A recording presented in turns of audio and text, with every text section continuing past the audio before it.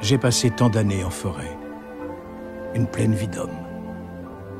Penser au temps des arbres me donne le vertige. Comment perçoit-on le monde quand on vit si longtemps?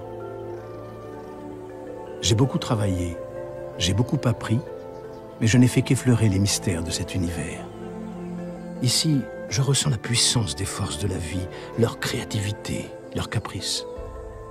Quelque chose qui me dépasse, mais dont j'apprécie la grandeur. Je ne peux me résoudre à laisser ce monde disparaître. La question n'est plus d'alerter ou de culpabiliser les gens. Moi, j'ai voulu revenir à la base en disant, regardez, c'est quoi une forêt? Et voilà ce qu'on sait aujourd'hui des forêts. Et il y a un génie végétal. Il suffit de changer de rapport au temps pour s'apercevoir que ces arbres, ils ne sont pas immobiles, ils sont mobiles. Il y a une grâce, une beauté, une esthétique dans le monde végétal qui nous est fermée tout simplement, encore une fois, parce qu'on n'a pas le temps de la voir, mais que le cinéma va nous aider à voir. Et moi, j'ai vraiment voulu me servir de la caméra comme d'un espèce de vaisseau temporel pour rentrer dans le monde des arbres.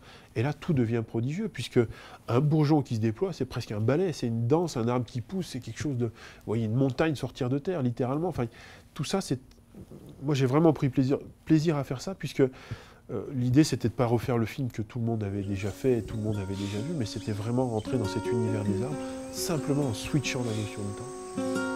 Une forêt, pour moi, c'est ce qu'on a ici, c'est-à-dire beaucoup de plantes qu'on voit très bien et énormément d'animaux qu'on ne voit pas. Il reste très très peu de forêts primaires. Les forêts tropicales, il y en aura toujours, mais ce sera des forêts tropicales secondaires. Il faut arrêter l'exploitation des forêts, alors primaires ou naturelles, disons. On a besoin de bois, bien sûr, on a besoin de bois. Moi aussi, j'ai besoin de bois. Mais en Europe, quand vous coupez un chêne pour faire un meuble, vous avez la certitude que ce sont nos ancêtres qui ont planté ce chêne-là. Donc vous ne tapez pas dans de la forêt naturelle. Et donc c'est parfaitement légitime.